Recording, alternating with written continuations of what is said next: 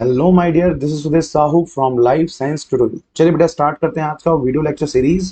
और आज हम बात करेंगे आरएनए इंटरफेरेंस का। किसके बारे में बात करेंगे? आरएनए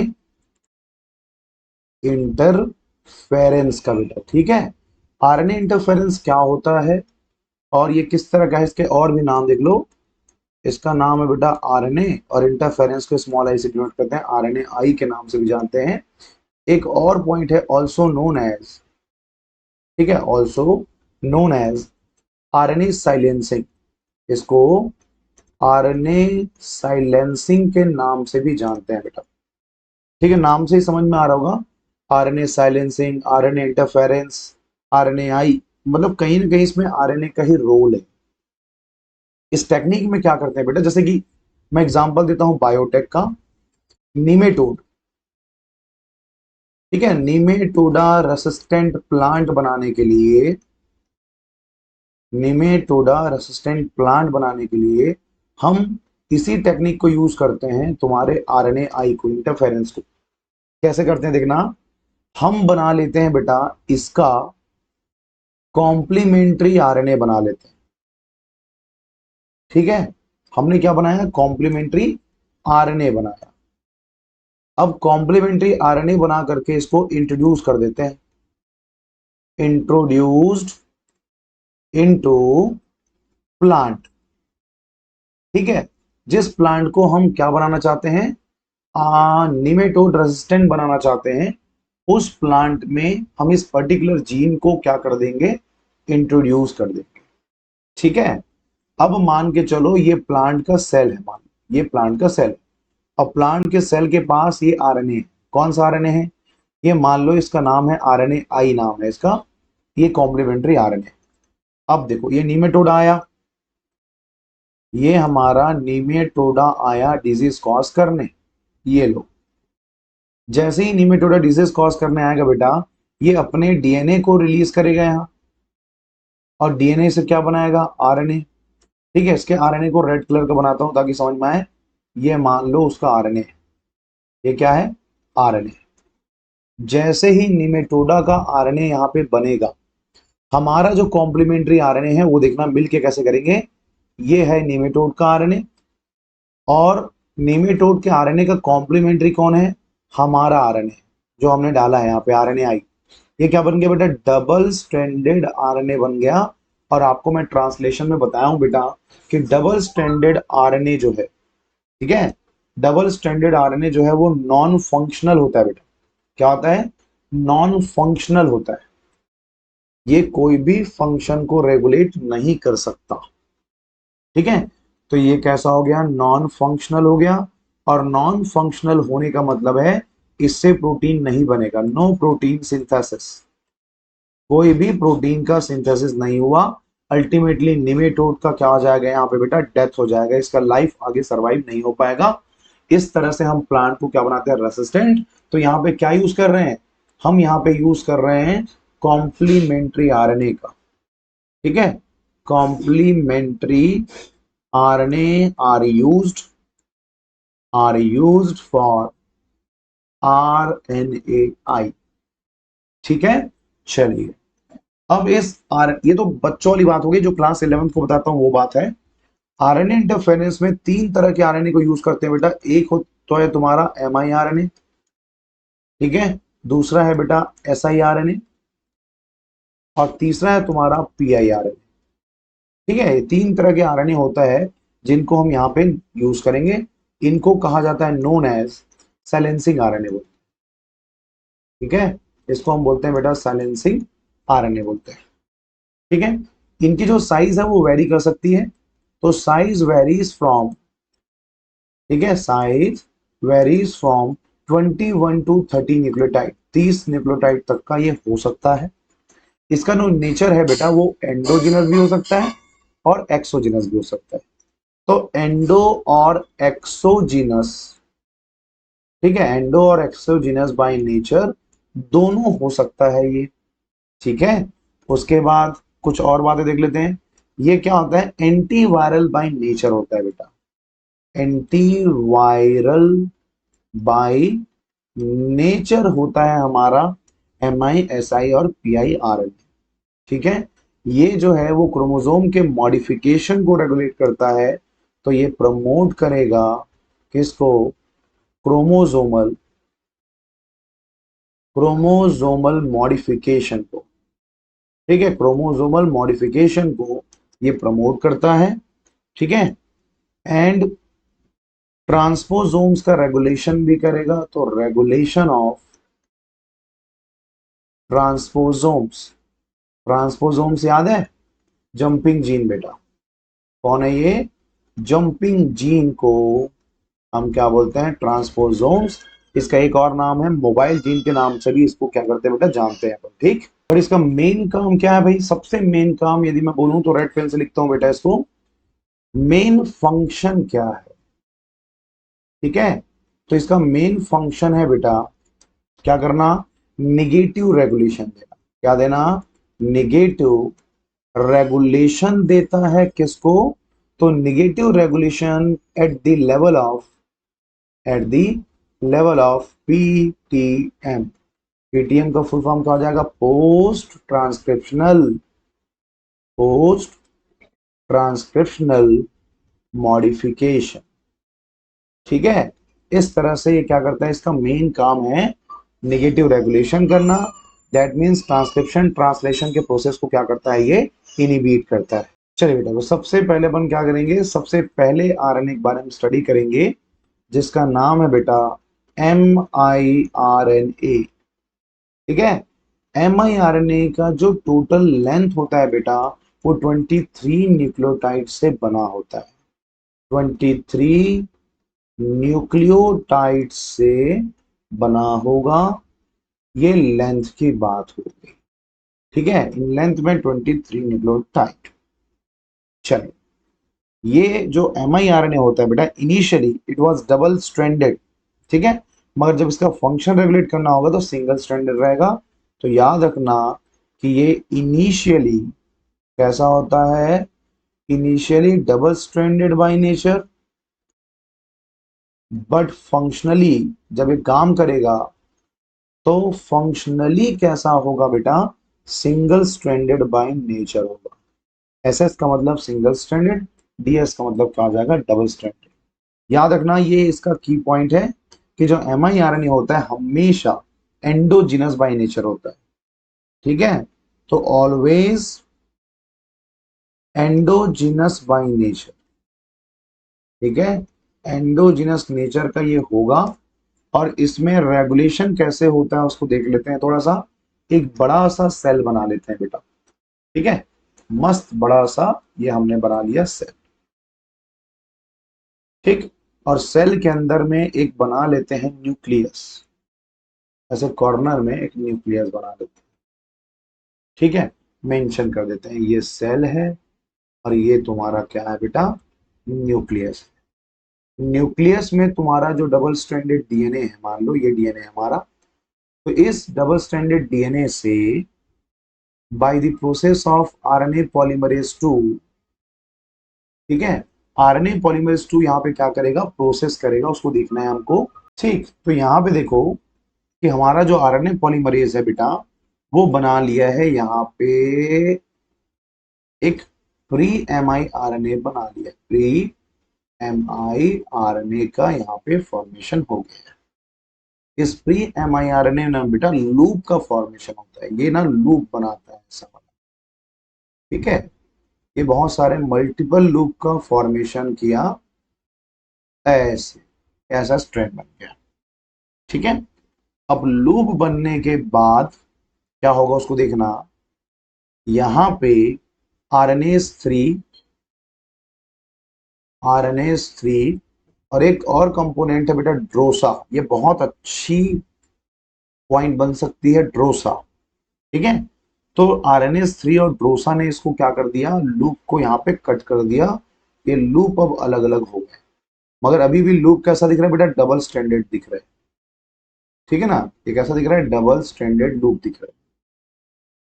अब ये डबल स्ट्रैंडेड डीएनए जो लूप है हमारा, वो प्रोसेस होने गया बेटा। ये देखो, ये बड़ा सा लूप है और ये हमारा स्ट्रैंड है। ठीक है, ये प्रोसेस होता है बेटा डाइसर से। इससे डाइसर से प्रोसेस होगा और डाइसर से प्रोसेस होकर के लूप जो है वो कट जाता है ऐसा। ये हमारा डबल स्टैंडर्ड डीएनए बन गया। मगर डबल स्टैंडर्ड डीएनए में कुछ देख लो, कुछ अलग ही आपको यहाँ पे मिलेगा। ये दोनों लाइगेटेड हैं ऐसे, और यहाँ पे एक्स्ट्रा ओवरहैंग दिख रहा होगा ऐसा, ये एक्स्ट्रा ओवरहैंग है बेटा। ठीक है, ये बन गया अपना एक हाफ प्रोसेस्ड बोल सकते हैं एमआईआरएनए का, यहाँ पे फॉर्मेशन हो गया। यहीं पे क्या होगा, मेथाइलेशन होगा बेटा। क्या होगा, मेथाइलेशन एट 2 प्राइम OH में, 2 prime OH of the 3 prime end of the RNA. ठीक है ना, 3 प्राइम में जो 2H ग्रुप होगा, 2OH ग्रुप होगा, उसमें क्या होगा, मेथाइलेशन होगा। और जैसे ही मेथाइलेशन होगा तो ये इसको प्रमोट करने के लिए एक और कंपोनेंट आएगा जिसका नाम है रिस्क प्रोटीन। ठीक है ना, बहुत रिस्क है बाबा, रिस्क प्रोटीन आ रहा है और रिस्क प्रोटीन इसको लोड करके ले जाएगा। तो देख लो भाई, लोड करके कैसे ले जा रहा है, यहाँ पे देखना। ठीक है, एक सेगमेंट ऐसा दिख रहा है, एक सेगमेंट इधर दिख रहा है, दोनों एक दूसरे से लाइगेटेड हैं तो कुछ इस तरह से दिखेंगे ऐसा। ठीक है, और इनमें क्या है, ओवरहैंग प्रेजेंट, ये कुछ इस तरह से स्ट्रक्चर। ठीक है, अब एक का नाम है बेटा गाइड स्ट्रैंड, गाइड है ये, गाइड स्ट्रैंड है, और दूसरे का नाम है यहाँ पे पैसेंजर। ठीक है, गाइड स्ट्रैंड और दूसरे का नाम क्या है, पैसेंजर। अब इन दोनों से एक स्ट्रैंड क्या हो जाएगा, डिग्रेड, और लास्ट में सिंगल स्ट्रैंड ही बचेगा। ये हमारा सिंगल स्ट्रैंड बच गया। और ये सिंगल स्ट्रैंड क्या कहलाता है बेटा, मैच्योर कहलाता है। क्या कहलाता है, मैच्योर एमआईआरएनए। ठीक है, और ये एमआईआरएनए जो बचा है ना बेटा, बैठ के जो जा रहा है, वो कौन है, पैसेंजर है।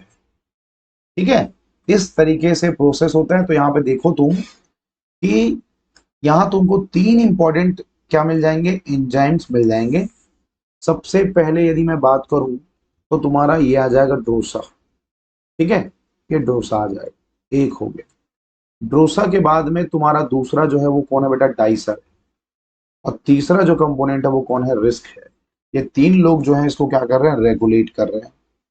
ठीक है, चलो तो देख लेते हैं कि ये डोसा, डाइसर, वाइसर जो हमने दुनिया भर का बोला वो एक्चुअल में है क्या। ठीक है, सबसे पहले चलो नंबर 1 नोट कर देता हूं, डोसा। क्या बेटा, डोसा। भाई ये डोसा क्या है, तो डोसा एक तरह का न्यूक्लियर प्रोटीन है बेटा। क्या है, न्यूक्लियर प्रोटीन है। एक बात हो गई। दूसरी बात, इसका जो नेचर होता है बेटा वो आरएनएस 3 एंडोन्यूक्लियस एक्टिवेट होता है। ठीक है, आरएनएस, एक मिनट, ये कैसा है बेटा, आरएनएस 3 एंडोन्यूक्लियस एक्टिविटी होता है। आप समझ गए ना, एंडोन्यूक्लियस एक्टिविटी होता है यहाँ पे, मतलब ये कट करने का काम करता है। इसमें हेलिकेज एक्टिविटी भी होगा। ठीक है, helicase activity also present on the dosa. इसके पास एक पावर होता है बेटा कि आरएनए से बाइंड कर सकता है, तो इसके पास आरएनए बाइंडिंग एबिलिटी भी होती है। आरएनए बाइंडिंग एबिलिटी भी जो है वो प्रेजेंट होगा। और ये पूरा प्रोसेस कैसा होता है, तो एटीपी डिपेंडेंट प्रोसेस होता है हमारा। आ, एक मिनट, ये गड़बड़ हो गया। हेलिकेज एक्टिविटी नहीं होगा इसमें, आरएनएज एंडोन्यूक्लियस एक्टिविटी होगा। ठीक है, ये 2 एक्टिविटी जो है इसमें प्रेजेंट होगा। वो जो कंपोनेंट है वो डाइसर का था। चलो ठीक है, ड्रोसोफिला में जो तुम्हारा ड्रोसा है बेटा, उसको काम करने के लिए अलग अलग चीजें आती है, देखना तो। ड्रोसा जो है वो अलग अलग ऑर्गेनिज्म में अलग अलग नाम से पुकारा जा सकता है। जैसे कि ड्रोसोफिला की बात करो तो ड्रोसोफिला में इसका नाम अलग रहता है, और मैमल्स में भी इसका नाम क्या रहेगा बेटा, अलग रहेगा। ठीक है ना, ड्रोसोफिला में इसको कहते हैं पासा, PASHA, पासा कहते हैं बेटा। और मैमल्स में इसको हम कहते हैं DGR। क्या कहते हैं बेटा, DGCR कहते हैं बेटा, DGCR 4 के नाम से इसको जानते हैं। ठीक है, ये हो गया तुम्हारे दो अलग अलग नाम से पुकारने वाला। तो ड्रोसा का जो फंक्शन यहाँ नोट किया हूं वही पासा का भी है, वही तुम्हारा DGR4 का भी है। ठीक है। सेकेंड नंबर में आता है तुम्हारा डाइसर। कौन आएगा? डाइसर आएगा। तो डाइसर बेटा साइटोसोलिक प्रोटीन है। ठीक है, साइटोसोलिक प्रोटीन है। प्रोटीन है मतलब एंजाइम है। ठीक है, एंजाइम है। इसके पास नेचर होता है कौन सा? RNase 3। ठीक है, RNase 3 एंडो न्यूक्लियस एक्टिविटी होता है। एंडो न्यूक्लियस एक्टिविटी यहाँ पे क्या होता है? प्रेजेंट होता है। और ये जो है वो RNA बाइंडिंग एबिलिटी प्रेजेंट होगा। RNA बाइंडिंग एबिलिटी जो है वो प्रेजेंट होगा। और साथ में ATP डिपेंडेंट प्रोसेस। कैसा है बेटा? ATP डिपेंडेंट प्रोसेस है ये। ठीक है, तो टोटल यहाँ पे क्या हो गया? 3 तरह के वैरायटीज हो गए बेटा इसमें। ठीक, ये समझ गए? चलो आगे बढ़ते हैं। अब यहाँ पे जो तुम्हारा रिस्क है, रिस्क के पहले एक और कंपोनेंट है उसको बता देता हूं। HEN1 बोलते हैं, HEN1 नाम है इसका बेटा। ठीक है, ये जो है वो S adenosyl methionine dependent methyl transferase enzyme होता है। कितना लंबा नाम! कौन है ये? S adenosyl.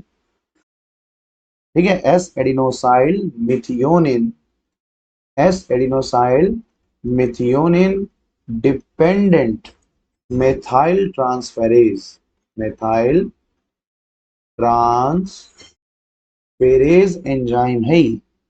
ठीक है, क्या करता है बेटा? तो ये काम करता है responsible for the methylation, responsible for methylation. और मेथाइलेशन कहाँ हुआ है मैं बता चुका हूं तुमको। ये देखो 2' OH ऑफ द 3' एंड ना भाई, methylation at 2' OH of the 3 end of, ठीक है, RNA। यहां पे क्या होगा? इसका प्रोसेस होगा। ठीक है, ये हो गया हमारा HEN1 की बात। नंबर 3 में आता है बेटा रिस्क प्रोटीन। कौन आएगा? Risk protein. और रिस्क प्रोटीन के बारे में लास्ट में बताया था, ये RNA इंड्यूस साइलेंसिंग कॉम्प्लेक्स बनाता है। इसका नाम ही देख लो, RNA। आई का मतलब हो जाएगा बेटा induced, RNA induced silencing complex. ठीक है, साइलेंसिंग कॉम्प्लेक्स बनाता है। अच्छी बात है। ये जो RNA इंड्यूस्ड साइलेंसिंग कॉम्प्लेक्स है वो कैसे रेगुलेट करता है देखना।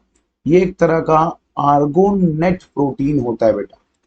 आर्गोनेट क्या है? प्रोटीन है। इसमें एक डोमेन होता है PIWI, पीवी बोल सकते हो, PV and page, PAZ। PV and page domain जो है वो प्रेजेंट होता है। ठीक है, ये बहुत काम का है। एक तो पीवी डोमेन बोला और एक तुम्हारा क्या बोला? Page domain. ये दो डोमेन जो है स्पेशली यहाँ पे कहाँ थे बेटा? प्रेजेंट होते हैं in the case of risk protein. ठीक है, तो दो नाम आया है, एक नाम आया है पीवी और एक नाम आया है पेज। पीवी और पेज। यहाँ पे जो पीवी है ना बेटा वो एंडो न्यूक्लियस एक्टिविटी शो करता है। एंडो न्यूक्लियस एक्टिविटी जो है ये शो करता है। जबकि जो पेज होता है वो शो करता है बेटा RNA बाइंडिंग एबिलिटी। ठीक है, RNA बाइंडिंग एबिलिटी प्रोवाइड करता है तुम्हारा पेज डोमेन। ठीक है, प्लांट में ड्रोसा डाइसर जो है वो मिल करके एक बहुत बेहतरीन कॉम्प्लेक्स बनाते हैं। यदि मैं बोलूं in case of plant, in case of plant, दो लोग कौन कौन? Drosha and Dicer. Drosha and Dicer form क्या भाई? Form a complex.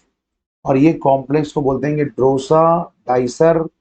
ठीक है, डोसा डाइसर हो गया कॉम्प्लेक्स, DCL कॉम्प्लेक्स के नाम से इसको जानेंगे। ठीक है, ये डोसा एंड डाइसर कॉम्प्लेक्स की बात होगी। अब देखो काम कैसे करता है भाई। तो यहाँ पे हम देख लेते हैं इसका नेगेटिव रेगुलेशन। क्या देखेंगे? नेगेटिव रेगुलेशन देखेंगे। तो मान लो ये जीन है हमारा, ये हमारा डीएनए। डीएनए से क्या बना? ये जीन बना हमारा। ठीक है, ये हमारा आरएनए हो गया। हमारे पास रिस्क में लोडेड है। कौन लोडेड है? हमारा जो mRNA है वो लोडेड है, जो कि कॉम्प्लीमेंट्री होता है।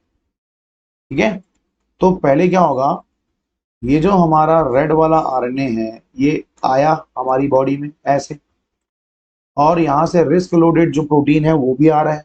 चलो देखो, रिस्क क्या करेगा? रिस्क पहले उस जगह पे बाइंड कर जाएगा जो कॉम्प्लीमेंट्री है, और ये जिसको लेके आ रहा था वो भी बाइंड कर जाएगा, और इन दोनों के बीच में क्या बन जाएगा? बॉन्ड बन जाएगा। और ये बॉन्ड जो बना है उसका मतलब ये है कि ये तो बन गया है डबल स्ट्रैंडेड आरएनए। और डबल स्ट्रैंडेड आरएनए कैसा होता है? नॉन फंक्शनल होता है, ये फंक्शन नहीं होगा। इस तरीके से क्या करता है? नेगेटिव रेगुलेशन को क्या करता है बेटा? रेगुलेट करने का काम करता है। ठीक है, उसके बाद सेकेंड नंबर में जो प्रोटीन पढ़ेंगे वो है आपका siRNA। क्या नाम है? siRNA नाम है। ये भी तुम्हारा 23 न्यूक्लियोटाइड का बना होता है। ठीक है, 23 न्यूक्लियोटाइड का बना होता है।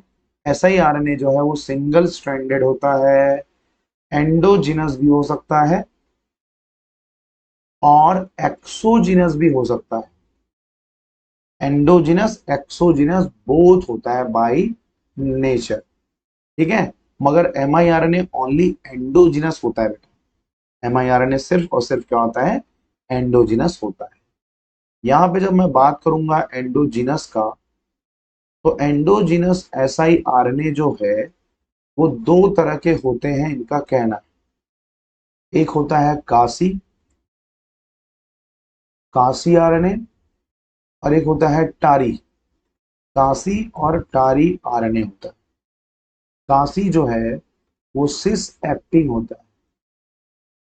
ठीक है ना भाई? सिस एक्टिंग siRNA।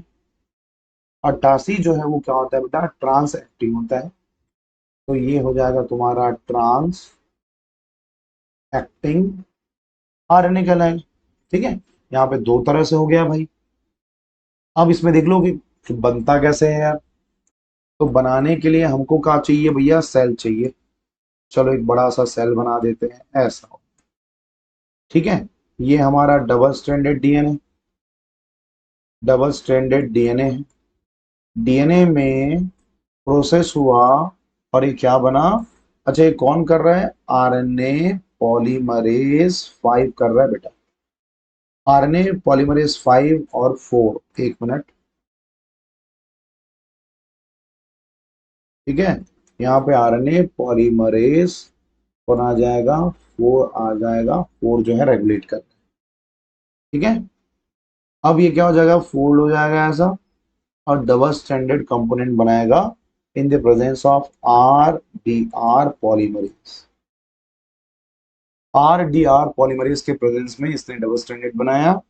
ये प्रोसेस होगा डाइसर से, डाइसर से के बाद की रिस्क से, और रिस्क से प्रोसेस होने के बाद बन जाता है एंडोजिनस। एंडोजिनस क्या बन जाएगा? आरएनए। और कौन सा आरएनए रहेगा? siRNA का फॉर्मेशन हो जाता है। ठीक है, मगर एक्सोजिनस जो आरएनए होता है बेटा, वो एंट्री कर रहा है सेल में, इसका जो प्रोसेस है वो अलग होता है। ठीक है, दिखा देते हैं कैसा होता है। चलो इसमें देखते हैं। ये मान लो ऐसा है, ये एंट्री किया पहले। ठीक है, और ये है आपका डबल स्टैंडर्ड फॉर्म में आ गया मान लो। ठीक है, ये डबल स्टैंडर्ड क्या है? आरएनए। ये डबल स्टैंडर्ड आरएनए जो है वो भी क्या होगा?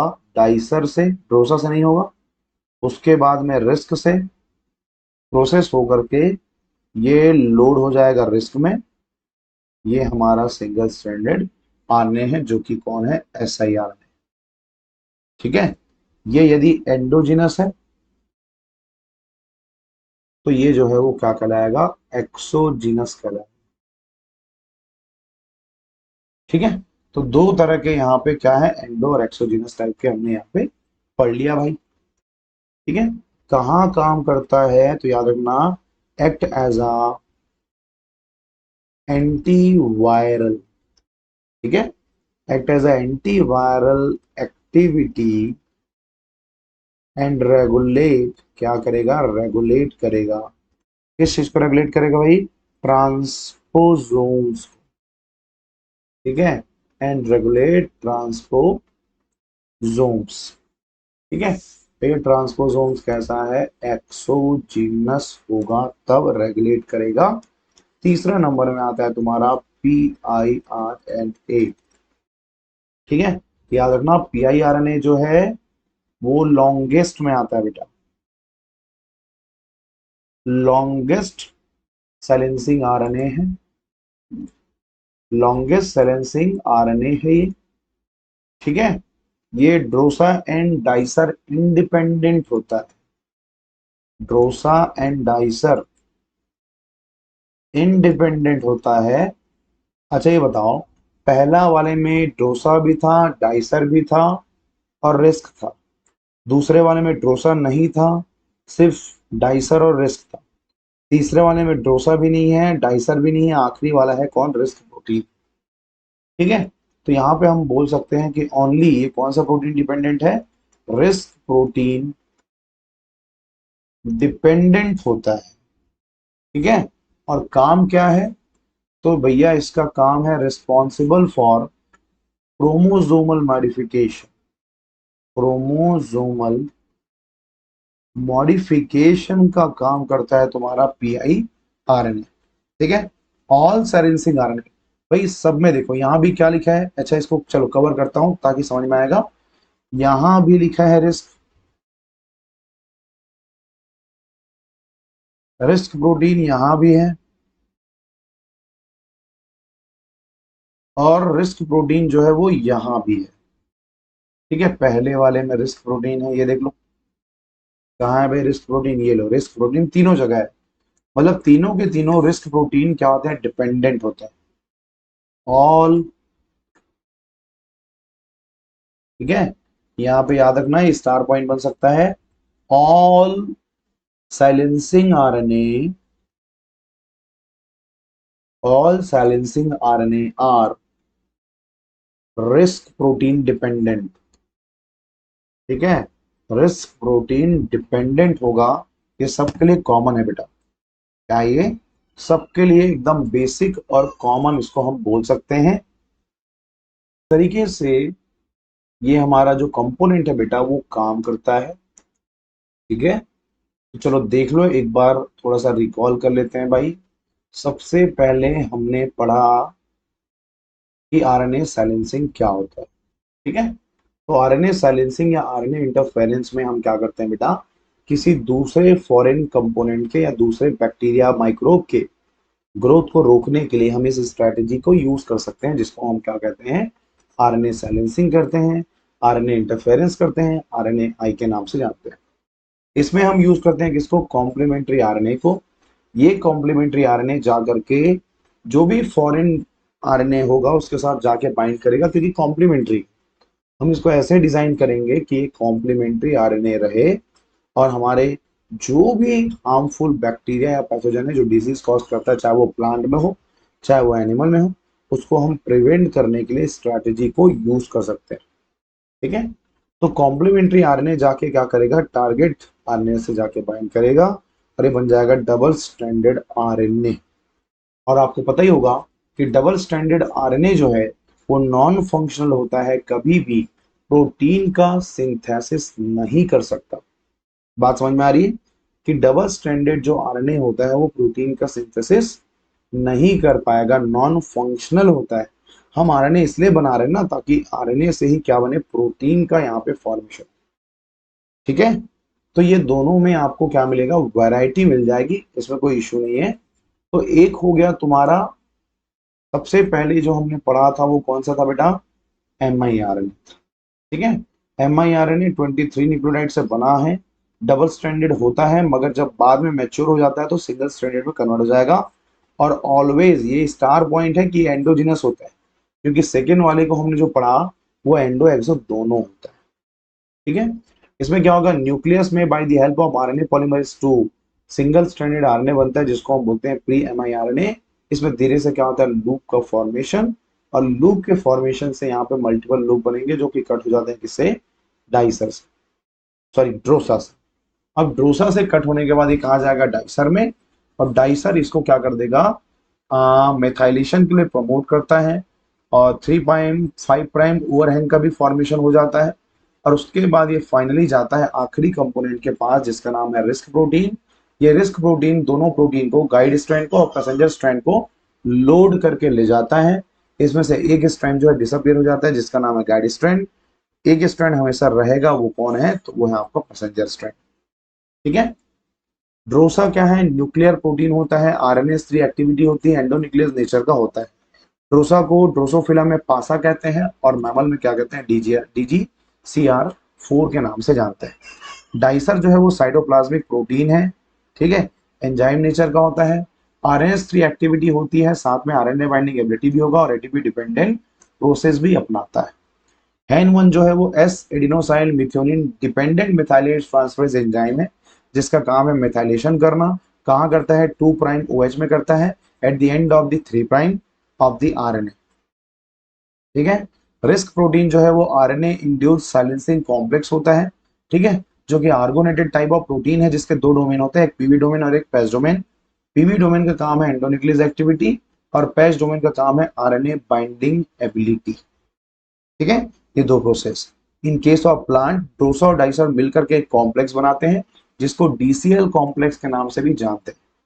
नेगेटिव रेगुलेशन में क्या होगा, जो भी जीन उसका बनेगा आरएनए, ये आरएनए बनने के बाद हमारा जो आरएनए आई है, ठीक है, ये आरएनए आई अभी तो फिलहाल के लिए एमआईआरएनए है।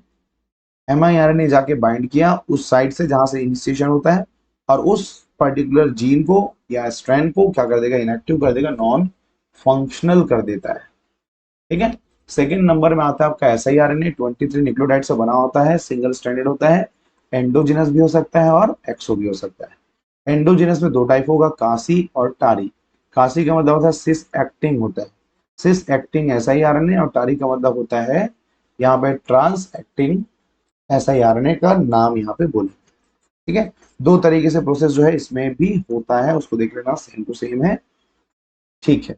PIRNA जो है लॉन्गेस्ट साइलेंसिंग आरएनए होता है, ड्रोसा डाइसर इंडिपेंडेंट होता है, सिर्फ रिस्क प्रोटीन डिपेंडेंट होगा और एक क्रोमोसोम के मॉडिफिकेशन के लिए रिस्पॉन्सिबल होता है। And all silencing RNA are RISC protein dependent. ठीक है, इतना टॉपिक को हमको आज क्या करना था बेटा, कवर करना था, मैंने आपको बता दिया है। हमारे मोल बायोलॉजी का आखिरी टॉपिक बचा है जिसका नाम है रिपेयर सिस्टम। ठीक है, तो रिपेयर सिस्टम को कल के वीडियो में आपको कंप्लीट कराऊंगा और मोल बायोलॉजी कंप्लीट हो जाएगा।